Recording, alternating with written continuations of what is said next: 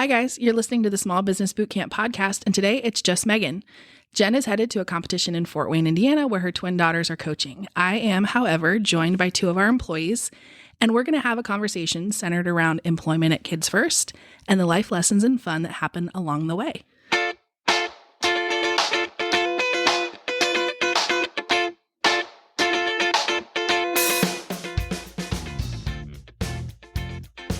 When I started working at Kids First in 2013, I ran our summer camp program and our teen leadership programs. And two of my staff members have joined me today to talk about employment and their experience. So I am joined by Alex and Lauren Ann. Welcome, guys. Thank you. Hey. So Alex, can you tell everybody when you started working at Kids First and kind of what departments you've worked in along the way? So I started as a camper in our summer camp way back when I was a little kid. Came up through the LIT program as a leader in training. That's when you joined Kids First and I first met you. And then later on, when I turned 16, I got my first job in camp as a counselor. Prior to that, I was a birthday party host and coordinated birthday parties for a little while. And then worked every summer in summer camp. I worked my way up. I was an LIT coordinator, activity. I planned the activities for the summer, and then I eventually ran camp for a summer. And then now I work hospitality, do some random projects here and there, and I also run our camp over at Kids First too. Mm-hmm. Right. And Lauren Ann, can you tell us when you started working at Kids First and what you've done since you've worked here? Yeah, I started working at Kids First the summer of 2019, and I started as a camp counselor. I had so much fun doing camp, worked under Alex when he was running camp in 2020. And then I thought that Tumblebees looked like a super fun job. So I started doing that around like a year and a half ago. Still doing that right now. I love it. And I also do hospitality now. So Right. Loving that. Awesome. Lauren Ann reminded me, I also taught Tumblebees You in high did. school through the school year, a couple nights a week. Also loved it. It was a lot of fun. Yeah. Tumblebees, if anybody's listening for the first time, is our preschool gymnastics program. It's called Tumblebees, and we run anywhere from 14 to 1,800 preschoolers a week through that program. So we have to have some awesome staff, and Casey, who we've done another podcast with, is our department leader for that program. So awesome. I just thought of it would be funny to ask you the difference in leadership between Megan and Alex while you're both sitting here, since you worked for both of us, but we don't have to do that. Okay. So one of the things that I would want to ask you, Alex, you kind of came up through the camp program to work here, and Lauren Ann, you did not come necessarily through our programming to work here. So what would you say drew you to apply to work here at Kids First rather than another place that you could have worked? Ooh, okay. So I had some friends who worked here as camp counselors. And I had heard about Kids First just because I live around here and I went to a dance studio somewhere else, and we also have a dance studio here. So I had heard about Kids First before, but I really wanted to be a camp counselor, and I was like, where can I get a camp counselor job? And my friends just raved about like how much fun it was. And I was like, seems like it's not even going to seem like I have a job. So I came in and interviewed, and I was so pumped when I got the job. So kind of came through referral, which is where we get a lot of our employees. I think a lot of people ask where we get employees, and it is a lot of word of mouth and referrals. Alex has brought in a lot of staff members that were friends, his sister, and she's brought in friends, camp counselors especially, I think, because it's such of that high school, college age group. If they love the job and they have friends that they know they would love to work alongside, a lot of times they will send us a lot of ways. So Lauren Ann came in kind of by way of other great counselors that we had. And then I got to have like 3 of my best friends come work this summer. Right. So much fun. It's all full circle. Oh, yeah.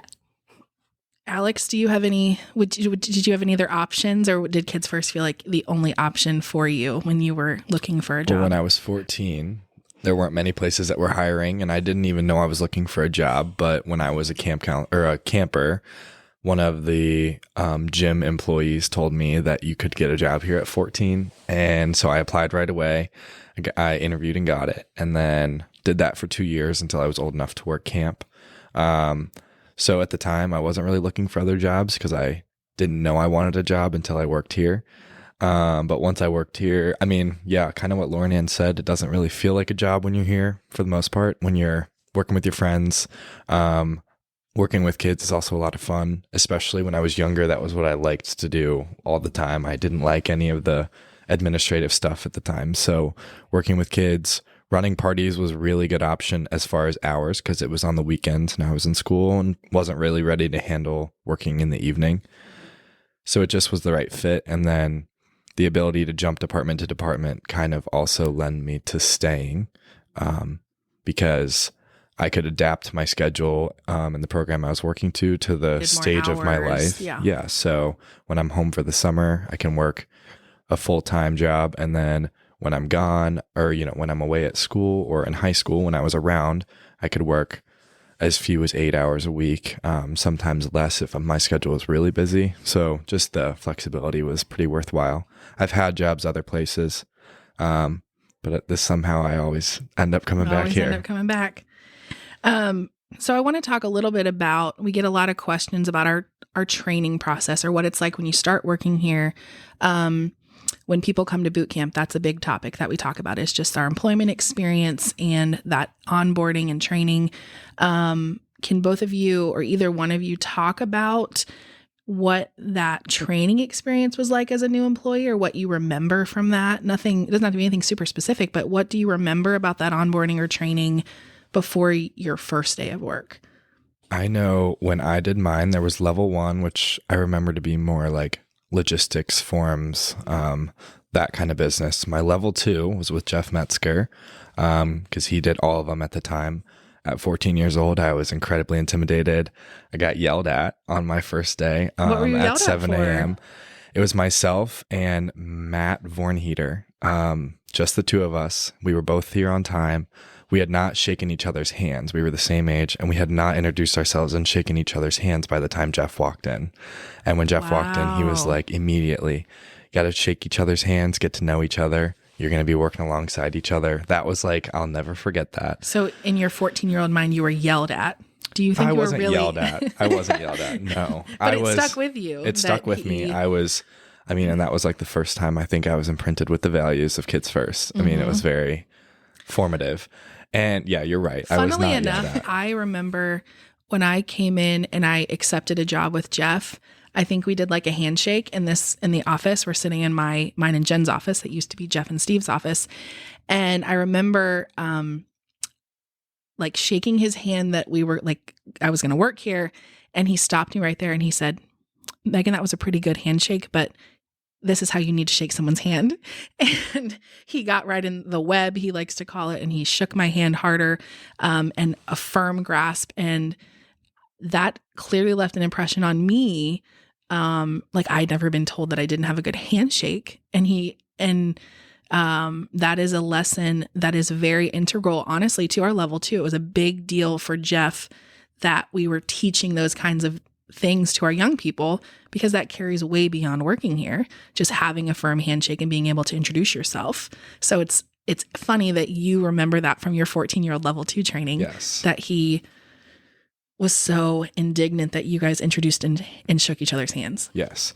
And then from there, when I was overseeing the LIT program, one of my favorite parts of the summer was the very first Monday of every summer. I would try to get Jeff to come talk to the LITs, which are our teens who are rising 8th and 9th graders, sometimes 10th graders, and they help out with our summer camp staff. They are not staff. They are, legally viewed as campers, but they help us out. They're extra eyes and ears. They're playmates to our campers, but they get special programming to kind of develop their leadership and other skills throughout the summer. And so Jeff talks to them on the first Monday, and his topic is always the handshake because it's such an important skill to learn at that age.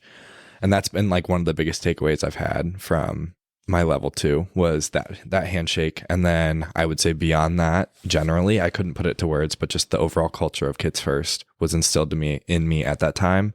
And I think has just kind of proven itself over the years, 8 years of seeing how this place kind of runs. And it's kind of ingrained. But I know that's where I really realized the kind of place I was working.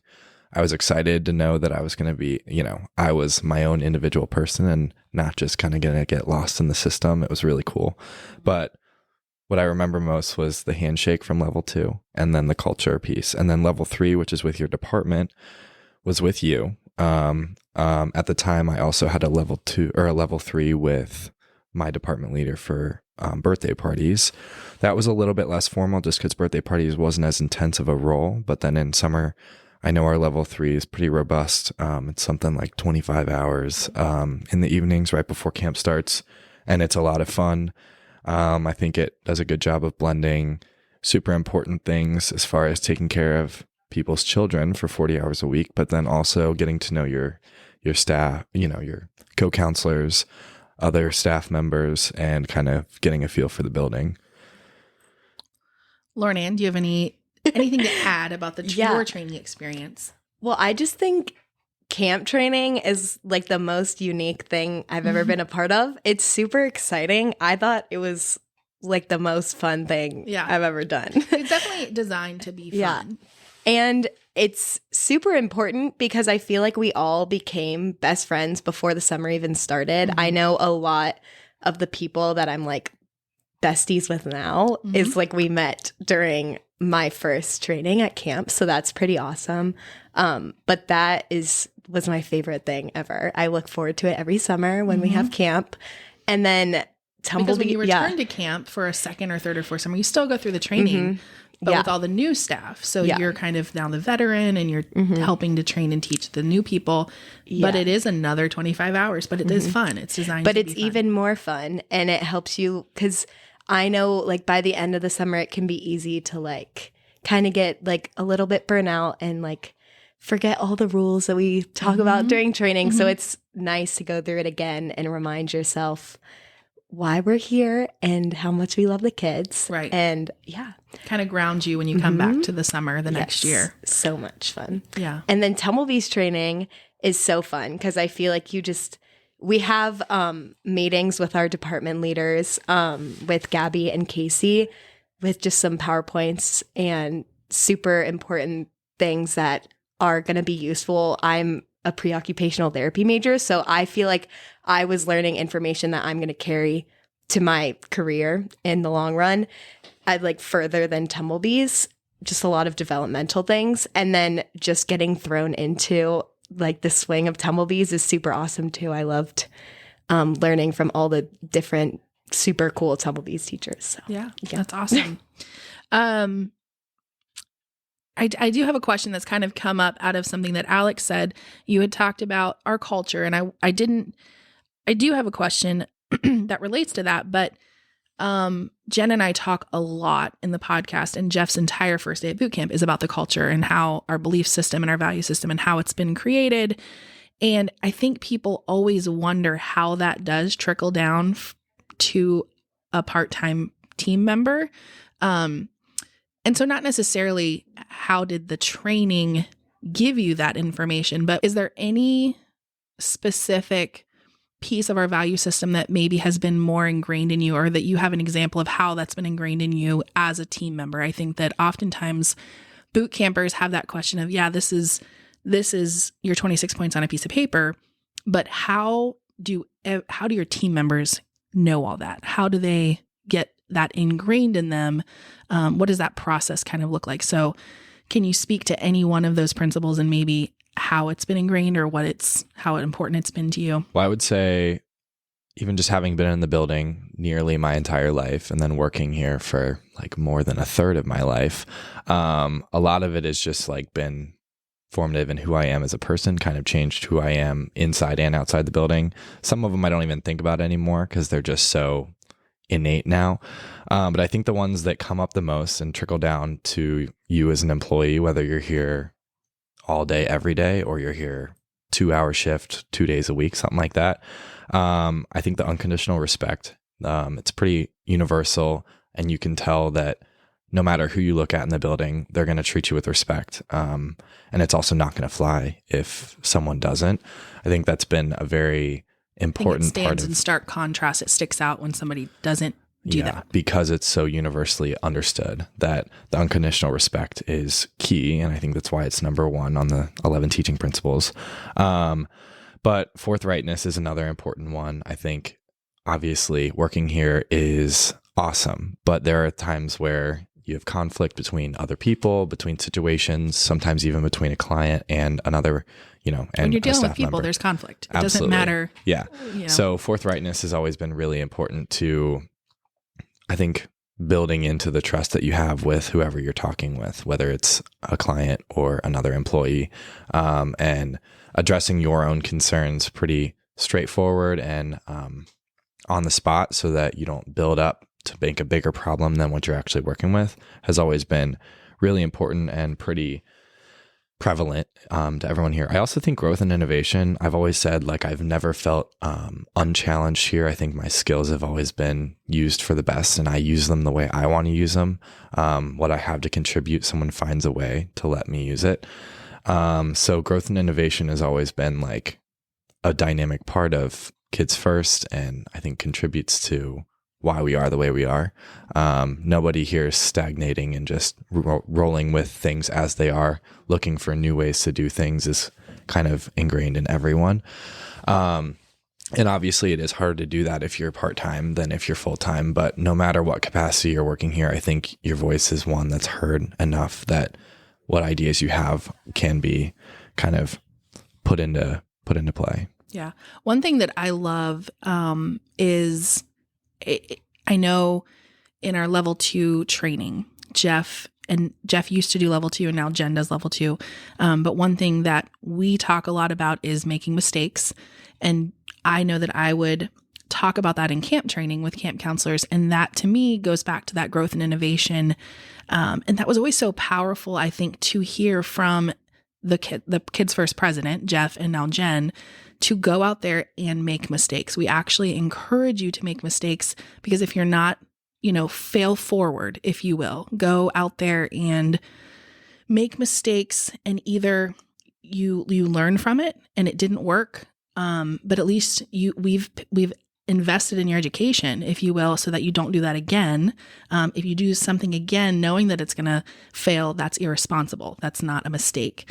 And so when you have the intention that something that you're trying is going to be good, we will support that. And I think that does create a little bit of a powerful culture that you're supported in those mistakes. And it feeds, I think, to the growth and innovation to even somebody like Alex, who has been a full and part-time member of our team, but never you have been in a leadership role, but even as a part-time member, not in a leadership role, I think that we do encourage growth and innovation and autonomy within our employees. And I think that's important. I was also going to say when I ran camp for the first time on my own, not only was it COVID and I was figuring a lot out, but also it was my first time in that capacity of a leadership position. I never wondered, despite my age and my, I've been around camp and I know camp inside out backwards, but despite that, I never feared that I didn't have the authority to make a decision and roll with it and then come to you guys if I had further questions or if I did mess up and needed guidance on how to recover from it. It was always an open line of communication that I could pretty easily figure out where to go from there. And it was a big part of allowing me to grow in that role and then also grow camp during a pandemic, which we had never done before. So that was really cool. Lauren Ann, do you have any that stick out to you? Yes. So one of the 7 unifying principles that I think I have experienced in a super awesome way would be balance. Because I think all of the department leaders that I've worked under truly respect that a lot of their employees, this is a part-time position and we have a lot of other things that are going on in our lives. And they want us to be working on those other things that are going on in our lives, whether it's school or any like extracurricular activities.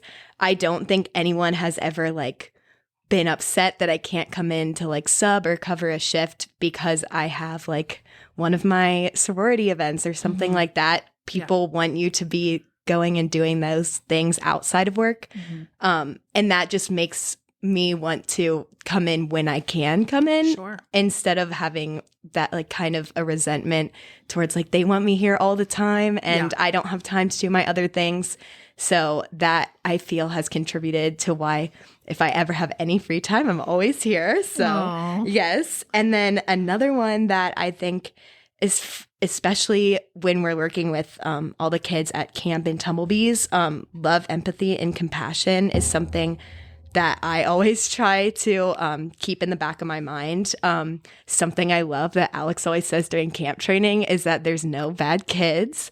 And I think that that's something that everyone at Kids First truly believes. The amount of hard work that I've seen Casey, the Tumblebees department DL, put into trying to get every kid that she can involved in our program is super awesome. At camp, we always try to find a place for every child that wants to participate in camp. So I think that that's super awesome. And I try to keep that in my head while I'm with my campers and my Tumblebees. So yeah, I agree. I think Jen talks a lot about part of our mission as to do great things for kids. And I think that's not certain kids, it's all kids. And I think that I love that one of our teaching principles is love, empathy, and compassion, because I think one of the lessons that I used to give in camp too was sometimes the child that needs your love the most is the one that acts out in the most unloving of ways. And, you just have to, it's about listening to every child, understanding and getting on their level. And I do love that is one of our teaching principles, because I think it is important that every individual, not just every child, but every person that comes through our doors is given that empathy, love, and compassion until they act in a way, we like to talk about that glass of respect and trust. And when they act in a way that causes us to dump that water out, sometimes that can change, but they have unconditional respect until that point. So one more I could talk about that I just kind of thought about was hire the character, train the skill. Oh yeah, that's I think a good that's been one of it's been so applicable to me in a variety of different ways. For one, I didn't come in with gymnastics skills and I was able to teach Tumblebees. I didn't come in knowing how to run a small business and somehow I still pulled off running camp.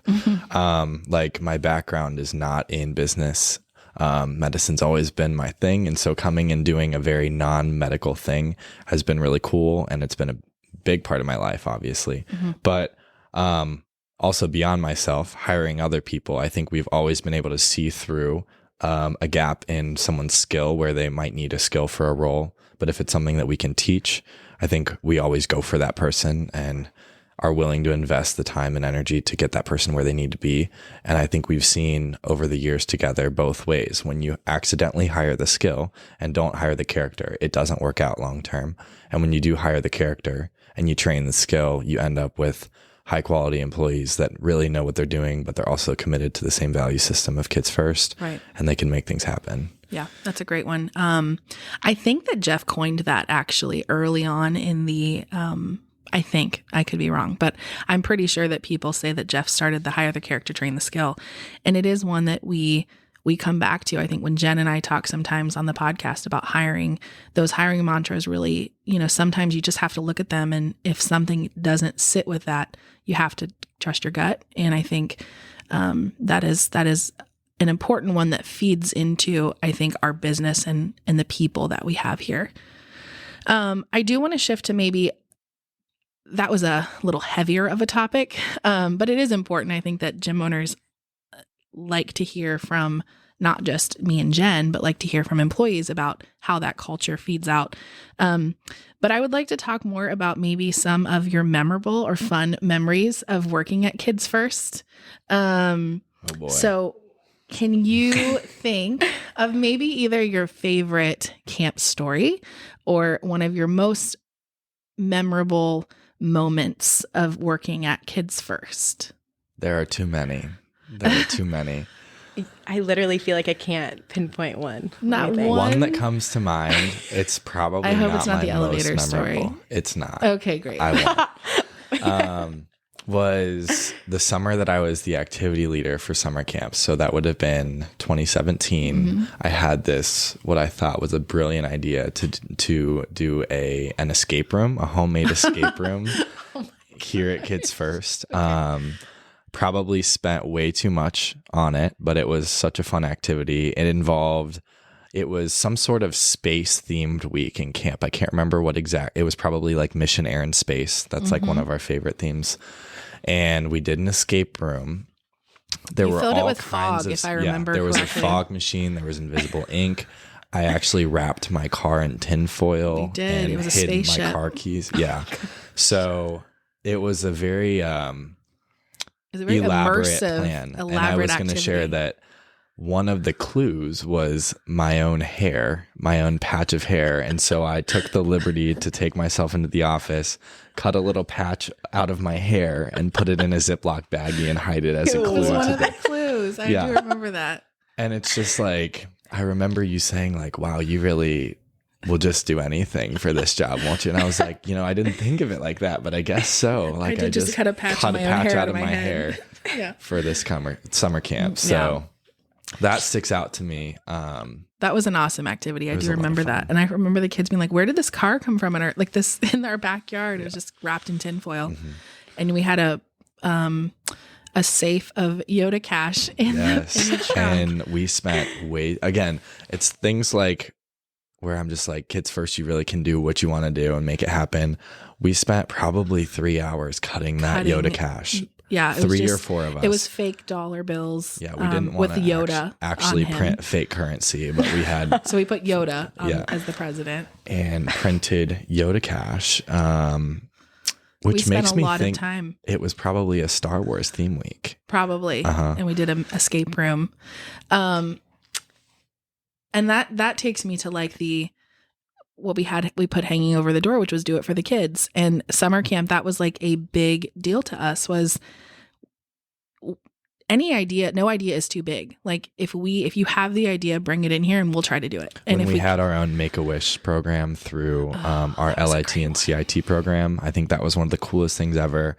Grace Ryan, who would love to be on a podcast like Dream this, Circles is what we started called the it. Dream Circles and Dream. her cohort of CITs, where they collected ideas from campers who really had big dreams. I remember That summer that might be one of my favorite memories of camp. The CITs that did the Dream World experience. And I they won't did say the camper's name, but we had one special camper that we all know and love who wanted a fire truck to come to camp. And sure enough, those 15-year-old teens made it happen. Little things like that. It's like, do it for the kids. And when you see it happen, it's totally worth it. Yeah, all the kids at the beginning of that week wrote, and for the older kids, some of them thought it was dumb, but like they had a circle and they had to write what they wanted, a dream. And some of them, it was like, I would like to get on a fire truck. And some were, I want to meet Darth Vader. And some was, I want to jump in a pool of spaghetti noodles. And one was, I want to ride a roller coaster. And I can think of all those, and they would pick, like hand select each week as many as they could do, and they would make those dreams happen. And it seems silly, but those kids would light up. I remember the exact one that you're talking about where this fire truck rolls in and the whole grade got to go out, and this specific camper got to get in the driver's seat and take a picture. And his mom was like, you have no idea how much he loves fire trucks. This meant the world to him. And all they that did was was several call the years fire back. department Right. and have the fire truck come. And it was just by asking the kids what they wanted. There was this little boy that wanted to jump in a pile of spaghetti noodles. So what did they do? They went home and cooked like 100 boxes of spaghetti, dumped it in a baby pool with noodles. And he came out there in his swim trunks and he just jumped in this pool of spaghetti noodles and played in it for like 5 minutes. And he was so happy. We had a large slip and slide out back, and they built a roller coaster for the kids that wanted to do a roller coaster. And the little boy that wanted to meet Darth Vader, we dressed up in Darth Vader, our full Darth Vader costume. And he came and met this little boy in camp.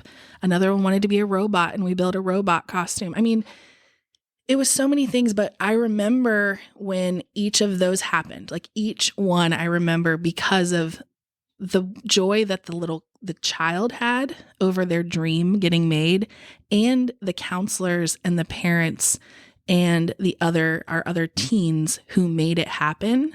and the joy, and I think the lessons that they learned from that, and how one small thing can make such a difference. And that was truly like one of my favorite memories, maybe, of being the Camp DL, was introducing that concept and just letting them run with it. And it was awesome. Do you have any favorite memories, Lauren Ann, of camp? I was looking through my camera roll because my camera roll is taken over by camp photos and memories.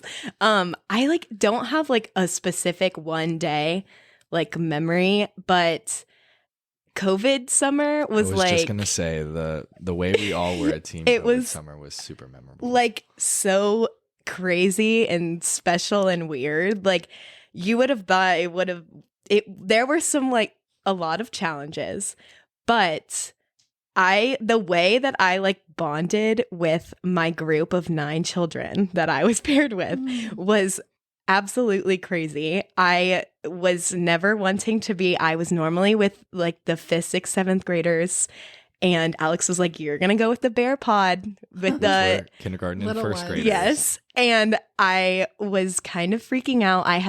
This was before Tumblebees. I had never really had much like interaction with little kindergartner, first grade. I always looked at them and I was like, wow, those counselors are really awesome, because I could never do that. But then I just like fell in love with my group of 9 campers, and they were all there pretty much the entire summer, and we just all became little besties. And that was just like my favorite thing ever. All the counselors, we were all so close because we were all there all day, every single day. We were with the same counselors. I was with Maddie in the little b-ball conference room, like all day, every day. We became like besties. So that summer was just absolutely crazy and so fun. I also just love this past summer, some of the like unlikely friendships that I've seen come up in just like campers. It's just awesome. As being an advocate, I was able to like make some friends in the different counselor groups. I thought that was pretty awesome. Have a lot of selfies from those little friend groups that we've made. Just to explain, then you were an inclusion advocate who worked pretty exclusively with kids with special needs in our groups, because our summer camp allows anyone to sign up. So we do have kids with various special needs in our groups, and we have had a couple other advocates who would go group to group and help those kids find their way in each group, help them with the things they need, make sure they're getting through their day successfully. I have a perfect memory that goes along with me being an inclusion advocate. So I had one little camper with 2nd grade, and as one of his rewards, or just his favorite thing to do in the entire world, was to listen to We Will Rock You by Queen, of course, the best song in the world. I am surprised it wasn't like my number 1 song on Spotify. We listened to it all day, every day, phone up to his ear. And he was with the 2nd grade group, and so obviously they all knew the song very well. And like midsummer, we had a camp talent show. So exciting. All of the grades got to come up with their talent and perform. And this camper, he only came certain days out of the week. So we had been planning our little talent show dance, and it was to We Will Rock You. And all of the 2nd graders, they came up with it on their own. They got so excited. They practiced it. And I remember it was the last day of the week before the talent show, and this camper hadn't been at camp yet. And we were like waiting all morning because he always came late. We never knew when he was going to come. And like we heard on our walkie-talkie that we use, we heard on the walkie-talkie, like, he's here. So all of the 2nd graders like freak out. And I was like, I'm going down to get him. And I bring him back up, and they are all like ready, like posed, ready to perform for him. And it was just like the sweetest moment. They were so ready to show him like that they like did this song and came up with this whole like dance routine just to do it for him. And like how excited all of them were, and like seeing their progress like with him over the whole summer is just, it was so beautiful. I just loved watching them become friends with him. Yeah. That is the power of camp. And that is why that's why I was the camp DL for 7 years. And it's just awesome. Camp is so awesome for building inclusivity and these memories for these kids. When I think outside of my role as an employee here, Emma, one of my best friends in camp, I'm still very close with today. We ran camp together. I think I've made some of my lifelong friends through camp, more than just Emma, but then also my ones that I've been friends with as employees are also some of my longest lasting friendships and people that I'll probably know for the rest of my life as we all go on into different careers and all that, which is crazy. Mm-hmm. So let's talk about life after Kids First. You both have referenced, Alex referenced the medical field and you referenced preoccupational therapy. So talk to me about what you both want to do after Kids First, and also what, if any, but hopefully there's at least one, what life lessons you carry on to your future jobs from your time at Kids First. Who wants to go I can first? go first. So I am planning on going to med school starting in July. So I've got a couple more months left here, and then I really have to give it up for real. But I will go to med school for 4 years. I'll have a residency, and then my plan is to specialize. I'll for sure do pediatrics. I don't know exactly what subspecialty. I can see myself in cardiology, but I have no idea where I'll be in my life at that point. So I'll definitely be in the medical field, and hopefully also want to do a little bit of administration in like a hospital setting. So that's kind of my plan. And I guess getting ready for that. I think, like I've said, a lot of my life skills have come from Kids First, just in random things that you learn to do. I would say talking to parents, especially in really tough situations, will serve me well in my career. I think when a child is at the doctor, it's not always for a good reason. And so talking to parents through hard times and all that is definitely a skill I've learned, and I feel confident in. It doesn't intimidate me the way it did when I was 14. So that's a really important skill. I also think just being able to think spatially and think broadly about an entire situation, and be pretty hyper analytical when I need to be, has been a skill I learned here. And the challenges that I've encountered have kind of pushed me to do that. I also think to my sister, who's also pre-OT. She's pre-OT because of her job at summer camp. Her college essay was written exclusively about one little camper, the coolest little guy, who I think gave her a purpose, gave her obviously her college essay topic, and got her into a really good program. So that also speaks to the power of Kids First in camp, because she's been able to do the same thing. She was a summer camp counselor and inclusion advocate, and then also works in Tumblebees. I don't know what it's called when you're in Tumblebees, when you work with kids with special needs. A merger. So she's a merger in Tumblebees as well. And that has changed her life for the better. And she could talk about how Kids First changed her life too, but she's not here. Mm-hmm. Come back, Ashley, I know. if you're listening. Lauren Ann? Well, I feel like I'm already like low key doing occupational therapy here with all of my preschoolers and things like that. It's pretty awesome that we have an OT here as well, that I've been able to talk with about a lot of the things that I'm going through, talking about applying to grad school, just in general, like my journey through occupational therapy, like school and stuff like that. I had a thought process and it just left me. I went into summer camp knowing that I was like a preoccupational therapy major, but I think I was still pretty unsure. I wasn't completely sure if I was like really awesome at working with any type of child with disabilities. I didn't have much experience at all, but I think Kids First has given me the chance to get tons of experience with that. Through being an inclusion advocate at camp, at Tumblebees, Casey knows that I am a person who would love to do that. If she ever has anyone she would like an extra hand on, she always reaches out to me. Right now, we're doing a class with the Down Syndrome Association of Cincinnati. So we have had them come in every Sunday of February for a class. And that has just been one of the most amazing experiences I've had through Kids First. It's been the most fun. And it's just pretty awesome that I have those experiences through just from being here at Kids First.